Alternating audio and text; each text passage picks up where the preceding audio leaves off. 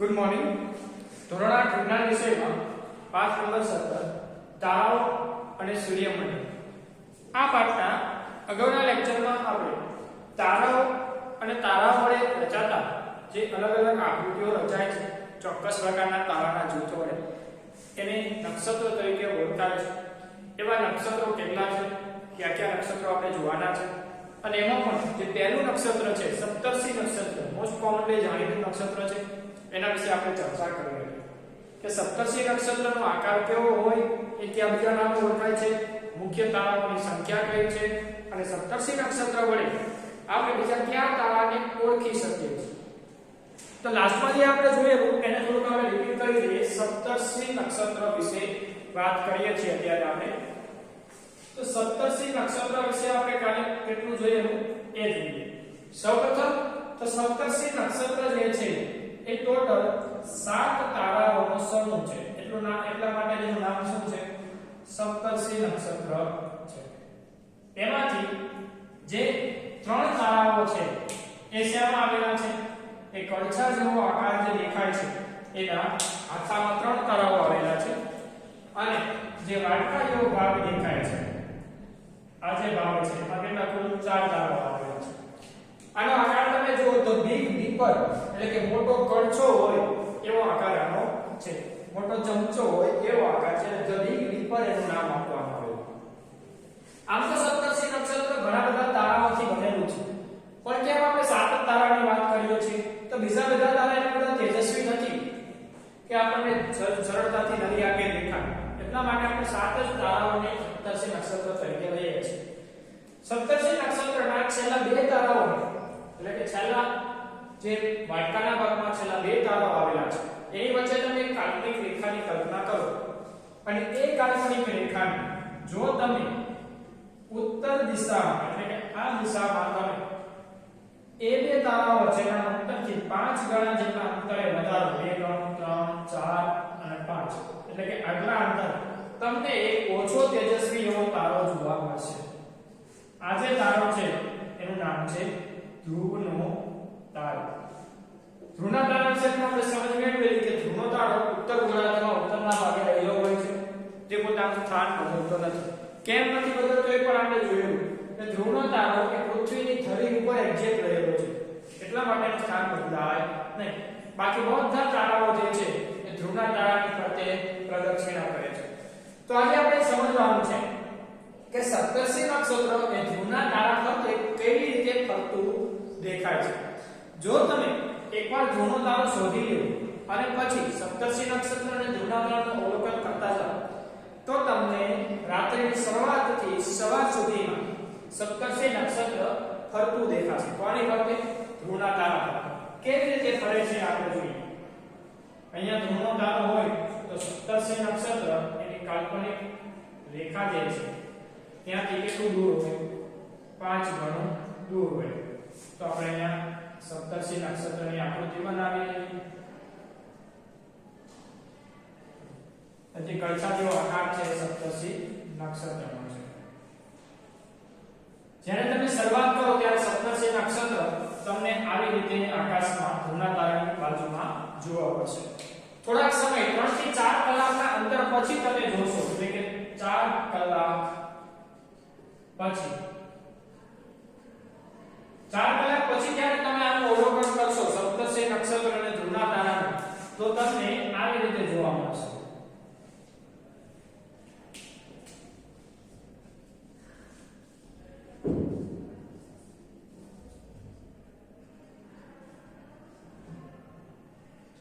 સપ્તર્ષિ નક્ષત્ર છે તમને આ પોઝિશનમાં આવેલું જોવા મળશે. જ્યારે આપણે અવલોકન કર્યું 4 કલાક પછી, પહેલી વાર જ્યારે જોયું 4 કલાક થાય પછી તમને આ પોઝિશનમાં જોવા મળે. ફરી પાછી 4 કલાક પછી તમે અવલોકન કરો. 4 કલાકનો સમયગાળો એટલા માટે લીધો છે કારણ કે આપણે રાત્રિના ટોટલ 12 કલાક કરીએ છીએ, તો 3 કલાકનો તો 4 થઈ જશે. એમ 3 કલાક પછી લઈ આપણે 3 કલાક પછી અવલોકન કરો. ફરીવાર 3 કલાક પછી જ્યારે અવલોકન કરવામાં આવે ત્યારે તમને સપ્તર્ષિ નક્ષત્ર અહીંયા જોવા મળશે.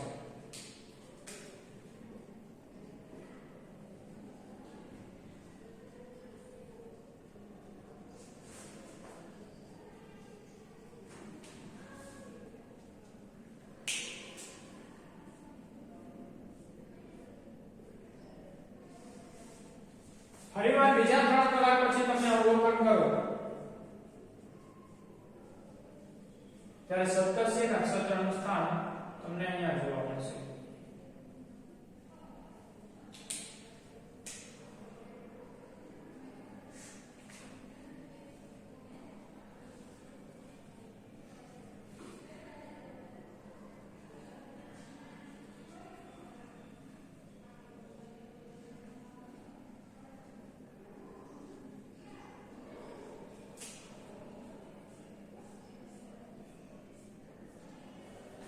આમ 3 કલાકના સમયગાળા પછી સપ્તર્ષિ નક્ષત્ર તમને આવી રીતે ફરતો જોવા મળે છે. આ જે ફરવાની દિશા છે એ ફરવાની દિશા કઈ હશે? તો આ ફરવાની દિશા પૂર્વથી પશ્ચિમ દિશામાં હશે. આવું શા માટે બને છે કોઈ કહી શકશો? કારણ કે આપણે વાત કરેલી આના પહેલાના લેક્ચરમાં કે બધા જ તારાઓ છે પૃથ્વી ઉપરથી પૂર્વથી પશ્ચિમ દિશામાં ફરતા દેખાય છે. તો જેમ જેમ તારાઓ ફરશે એમ આખે આખું નક્ષત્ર એક સાથે ખસે છે. બધા તારા એક સાથે ખસે એટલે નક્ષત્ર પણ એક સાથે ખસતું હોય એવું દેખાય છે. એટલે 3 કલાક પછી તારાઓ શું કરે? ધીરે ધીરે પોતાની પોઝિશન આવી રીતે બદલતા જાય છે. એટલે 3 કલાક પછી આ પોઝિશન પર આવી જાય, બીજી 3 કલાક પછી અહીંયા આવી જાય. આમ પૂર્વથી પશ્ચિમ દિશામાં ફરતા હોય છે. ધ્રુવના તારાની ફરતે કેમ ફરે છે? તો આપણે વાત કરીએ કે ધ્રુવનો તારો ધરી ઉપર આવેલો છે અને જે વસ્તુ ધરી ઉપર હોય એ અહીંયા રહે, બાકી બધું એની ફરતે ફરે છે. આપણે સાહિત્ય જે છત્રીના છેડે તારાઓ લગાવ્યા હતા એ બધા તારાઓ કોની ફરતે ફરે છે? ધ્રુવના તારાની ફરતે ફરે છે. એટલે ધ્રુવનો તારો સેન્ટરમાં સ્થિર રહે છે, ધરી ઉપર સ્થિર રહે છે. બાકી બધા જ તારાઓ જેટલા પણ આકાશમાં તારાઓ આવેલા છે બધા ધ્રુવના તારાની ફરતે શું કરે છે? પ્રદક્ષિણા કરે છે. બધા જ તારાઓ શું કરે છે? ધ્રુવના તારાની ફરતે આવી રીતે ફરે રાખે છે પૂર્વથી પશ્ચિમ દિશામાં. તો સમજાવો તારાઓની દિશા કઈ રીતે બદલાય છે, ધ્રુવનો તારો ક્યાં સ્થિર રહે છે, સપ્તર્ષિ નક્ષત્ર કઈ રીતે પોતાની દિશા બદલે છે. તો એ આપણે સમજા કે બધા જ તારાઓ ધ્રુવની તારાની આસપાસ પરિભ્રમણ કરે છે. આવા કોઈને ના સમજાવો હોય તો ઝડપથી પૂછી લ્યો, પછી આપણે આના પછીના નક્ષત્ર તરફ આગળ વધીએ.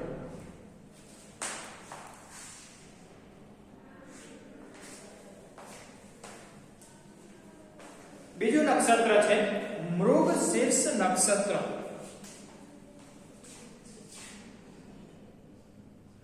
મૃગશીર્ષ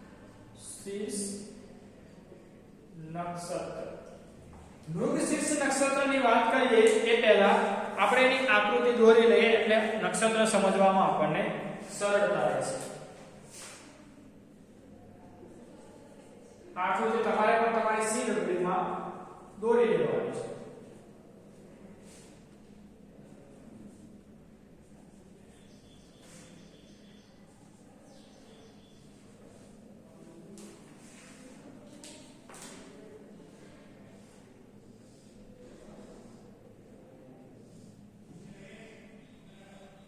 આ પ્રકારની આકૃતિ વાળું જે નક્ષત્ર તૈયાર થાય છે આ નક્ષત્રનું નામ છે મૃગશીર્ષ નક્ષત્ર, જે શિયાળામાં મોડી સાંજે તમને જોવા મળે છે. તેનું નક્ષત્ર તો ઉનાળામાં જોવા મળે. મૃગશીર્ષ નક્ષત્ર જે છે એ તમને શિયાળામાં મોડી સાંજે જોવા મળે છે. એટલે કે શિયાળામાં મોડી સાંજે તમે આકાશમાં જ્યારે અવલોકન કરો ત્યારે તમને આ નક્ષત્ર જોવા મળશે, જે આકાશમાં દેખાતા અદ્ભુત નક્ષત્રોમાંનું એક છે. આકાશમાં આપણે સરળતાથી આપણે એને જોઈ શકીએ છીએ, જેમાં 7 કે 8 તેજસ્વી તારાઓ હોય છે. અહીંયા આપણે દોરેલી આકૃતિની વાત કરીએ તો 3 ને 2 5 ને 2 7. તો આમાં કેટલા તારાઓ હોય છે? 7 તેજસ્વી તારાઓ ધરાવે છે. સપ્તર્ષિમાં પણ 7 અને મૃગશીર્ષમાં પણ 7 તેજસ્વી તારાઓ રહેલા છે. આ તારાઓની રચનાને આધારે તમે જુઓ તો આ મૃગશીર્ષ નક્ષત્રનું બીજું નામ છે વ્યાજ. વ્યાજ એટલે કે શિકારી. તો અહીંયા મૃગશીર્ષ જે છે એક શિકારી જેવી આકૃતિ બનાવે છે. એ આકૃતિને તમારે જોવી હોય તો એ તમે આકૃતિ નંબર 17.11 માં જોઈ શકો છો. એક શિકારી હાથમાં ઢાલ તલવાર લઈને ઊભો હોય એવી આકૃતિ બને છે મૃગશીર્ષની. હકીકતમાં આખું નક્ષત્ર ઘણા બધા તારાઓ ધરાવે અને ઘણા બધા તારાઓને કારણે શું બનતું હોય છે? આખું નક્ષત્ર તૈયાર થતું હોય છે. આપણે નાની આકૃતિ બનાવીએ શિકારી જેવી, તો અહીંયા એનું મોઢું હોય, આ જે છે એનો પટ્ટો છે, ત્યારબાદ અહીંયા એના પગ હોય અને અહીંયા એના હાથ હોય.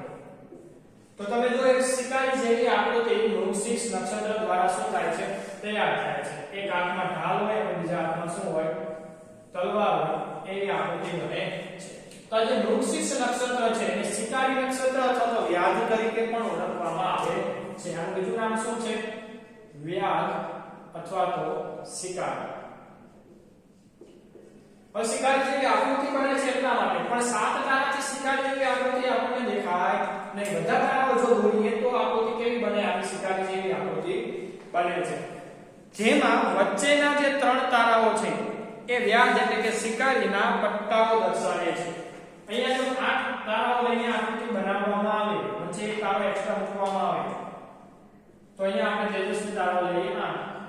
તો વચ્ચેના જે 3 તારાઓ છે આ 3 તારાઓ શું દર્શાવે છે શિકારીનો પટ્ટો દર્શાવે છે. વચ્ચેના 3 તારાઓ શિકારીનો પટ્ટો દર્શાવે છે. તમે આકૃતિમાં જુઓ જેમ મેં તમને આકૃતિ બુકમાં કીધી એમાં જુઓ તો અહીંયા જોવા મળશે કે શિકારી છે એનો શર્ટ છે એનો પેન્ટ છે અને આ જે શું છે એનો પટ્ટો છે. તો વચ્ચેના 3 તારા શું દર્શાવે છે આ શિકારીનો પટ્ટો દર્શાવે છે. જે વ્યાધ નક્ષત્રની આકૃતિ બને એમાં વચ્ચે જે 3 તેજસ્વી તારાને જોડો એટલે શિકારીના પટ્ટા જેવી રચના જોવા મળે છે. એનાથી આગળ વાત કરીએ તો વ્યાધ જે આકાશનો સૌથી તેજસ્વી તારો છે એ વૃક્ષિસ નક્ષત્રથી નજીક આવેલો છે અને એને આપણે વૃક્ષિસ નક્ષત્રની મદદથી શોધી પણ શકીએ છીએ. આ જે વૃક્ષિસ નક્ષત્ર છે એના વડે આપણે વ્યાધ તારાનું સ્થાન નક્કી કરી શકીએ છીએ. ક્યાં તારાનું વ્યાધ નામનો એક તારો છે સૌથી તેજસ્વી તારો. આકાશના રાત્રે તમને જે સૌથી તેજસ્વી તારો દેખાય એ હશે વ્યાધ. તો સૌથી તેજસ્વી તારો વ્યાધ છે એનું જો સ્થાન શોધવું હોય એની માટે વૃક્ષિસ નક્ષત્રનો ઉપયોગ કરવામાં આવે છે. તો જોઈએ કે વૃક્ષિસ નક્ષત્ર દ્વારા કેવી રીતે આપણને વ્યાધ તારાનું સ્થાન મળી જાય છે.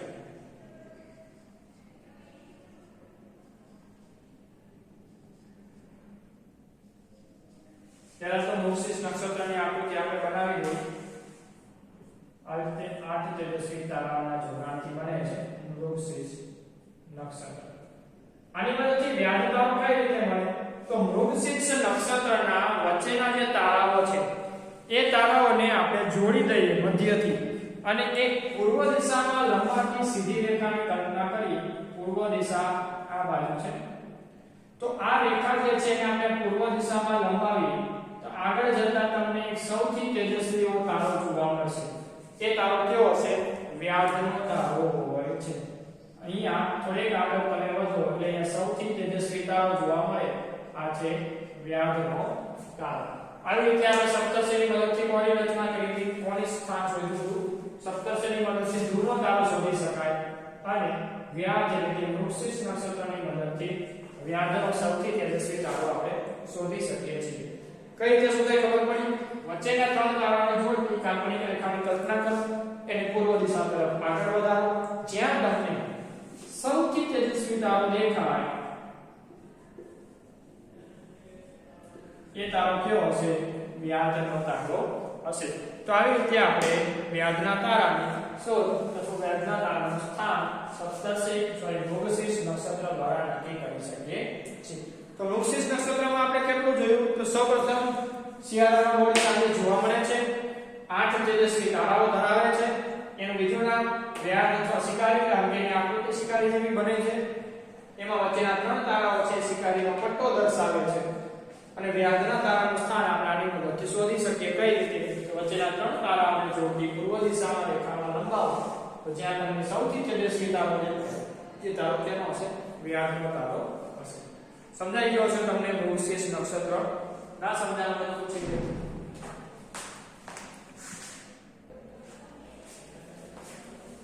તો સૌપ્રથમ વાત કરીએ શર્મિષ્ઠા નક્ષત્ર ઉત્તર આકાશમાં જોવા મળે છે.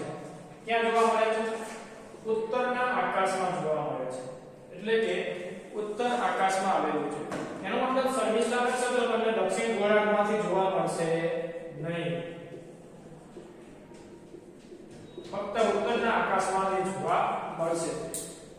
તે શિયાળામાં રાત્રિના પહેલા ભાગમાં જોઈ શકાય છે. અને ખાસ ક્યારે જોવા મળે તો આ પણ તમને શિયાળામાં રાત્રિના પહેલા ભાગમાં દેખાય છે. પહેલા ભાગ એટલે 12 વાગ્યા પહેલા તમને ઉત્તર આકાશમાં શર્મિષ્ઠા નક્ષત્ર જોવા મળશે. એની આકૃતિ જોઈએ તો વિકૃત થયેલા W કે M જેવું દેખાય છે. અંગ્રેજી મૂળાક્ષર W કે M જેવી આકૃતિ એ ધરાવે છે. હવે એની રચના જોઈએ. શર્મિષ્ઠા નક્ષત્ર જે છે એની આકૃતિ તમને અલગથી નથી આપેલી, પણ 17.11 ની આકૃતિમાં આકૃતિ નંબર C જે છે એમાં તમને આપેલી છે. તો તારાઓ કેટલા હશે એ ગણવા માટે સૌપ્રથમ આપણે એની આકૃતિ બનાવીએ શર્મિષ્ઠા નક્ષત્રની. તો શર્મિષ્ઠા નક્ષત્ર જે છે એ W જેવું દેખાય છે, તેની આકૃતિ W જેવી જ બનતી હોય. અને તમે જોઈ લો એટલે W જેવી જે આકૃતિ બને છે, આ આકૃતિ શેની છે? શર્મિષ્ઠા નક્ષત્રની છે. તો મુખ્ય તેજસ્વી તારાઓની સંખ્યા કેટલી? તો 2, 4 અને 1, 5 તેજસ્વી તારાઓ આવેલા છે. તો આ જે નક્ષત્ર છે W અથવા M જેવું દેખાય છે. W M બે કેમ કીધા? કારણ કે નક્ષત્ર ફરતું રહે તો એક જગ્યા એવી આવશે કે જ્યાં M જેવું દેખાશે. આને તમે ફરતું કરી દો ધ્રુવના તારાની ફરતે તો અમુક જગ્યાએ ઊંધું થઈ જાય તો M જેવું દેખાય, ઘણી વાર W જેવું